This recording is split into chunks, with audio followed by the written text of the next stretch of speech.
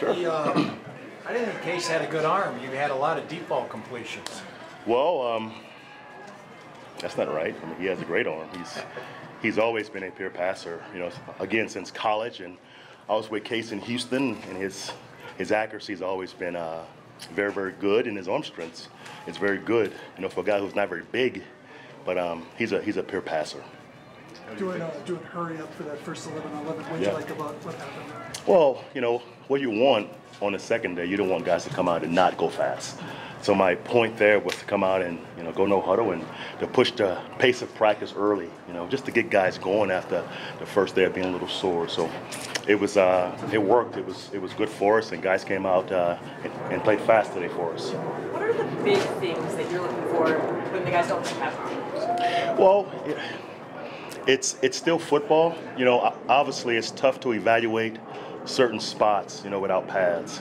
But you can still throw and catch. You know, you can still do things right. You know, technique things. And obviously, when you're not wearing pads, you want to keep guys off the ground and keep guys healthy. You know, I mean, football's played in pads, so it's tough to get better without pads. But you can get guys ready to put pads on by practicing the right way. You know, and that's fast, and that's with great technique. You go pads on Tuesday then? Do you have a plan? Yes, we go pads on Tuesday and Wednesday for our first day. Tomorrow shells. So we have a great plan, and our pace won't change of practice, but obviously we'll have some inside run. You know, that's so key for us to stop the run and run the football. You know, so that's going to be a mainstay for us as the pads go on. But still, you want to practice smart and be good teammates. Over the next 2 weeks, what do you want to see out of this team aside from staying healthy? Well, just the energy and the focus, you know, just to keep that up, because that's the hard part, you know, with training camp, because it's long and it's hard, and you have these long days. You want guys to stay engaged, and that's my job, to keep changing practice and changing the pace to keep guys kind of surprised, you know, on a daily basis. You know, if guys are bored, it's my fault, you know. So I'm going to keep it moving so we can keep the pace and keep the focus with our football team. Hey Vance, can you talk about, when you look at additions on the field, but behind the scenes, you bring a guy in like Lauren Landau, yes, and with the changing of the kickoffs, you need that explosion, a trainer that kind of knows everything. Yeah. What an addition. Yeah, Lauren's been great for us. I mean, he's obviously a smart guy. Most of our veteran guys knew him, so that made it easy for our guys to get used to his training. But he's been great for us, and you know, it's really it's a team of guys. It's Lauren, it's our trainers for Greek and Vince, it's Brian, you know, our food guy. So it's been good to watch those three groups work together and do what's best for our players. And Lauren's so smart, and he gets the body. So he's been a nice add for us on our staff. You mentioned the engagement on the field. How important is it to keep it off the field in the room too? It's huge. You know, we meet more than we practice. You know, and that's every NFL team, because I mean you can't come out here and go 3 to 4 hour days and kill your team. So you spend a lot of time in meetings. So that's important. You know, and we do a good job of meeting our guys for 30, 40 minutes, having a break. You know, refocus our guys, and we do a great job. Our staff do a great job of the pictures they show guys to keep them engaged. You know, players want to see pictures. They want to see themselves also. So we do a great job of having a plan each meeting of showing the players themselves do it right and do it wrong so we can correct it. So that's huge in our league, to maximize your meeting time. Austin Traylor's gotten a lot of reps with the ones and the twos at tight end so far. What do you like about what he could bring to this offense? He's competitive. You know, he played some for us last year. He's a good blocker.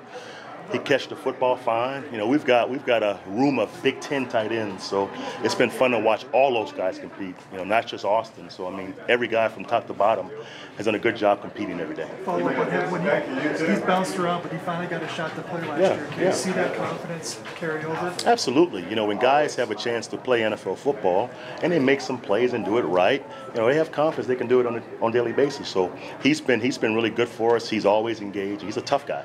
That's important. You mentioned the energy, keeping that up as the days go on. How does the crowd play into that? The crowd is awesome for our players, you know, because it's like game day. You know, no one wants to be embarrassed. You know, we're all competitors, so when guys catch deep balls on the corners, that runs deep. You know, so having the fans here cheering for the good or bad plays is good for our guys. It looked like Case had a pretty good connection with DT and Emmanuel today. What have you seen from those guys, and what does it say about the receiver depth as a whole this year? Well, we have great depth. I mean, we've got 6 or 7 guys who've made plays.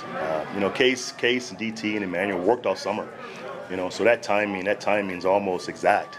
Not there yet, but we're still working on it. But Case, again, I mean, he's a guy who will push the ball down the field, and that's important. You know, we want to take care of the ball, but also be aggressive to make some big plays. You know, we have the weapons to do that for him. So it's fun to watch the ball go down the field and the ball get caught.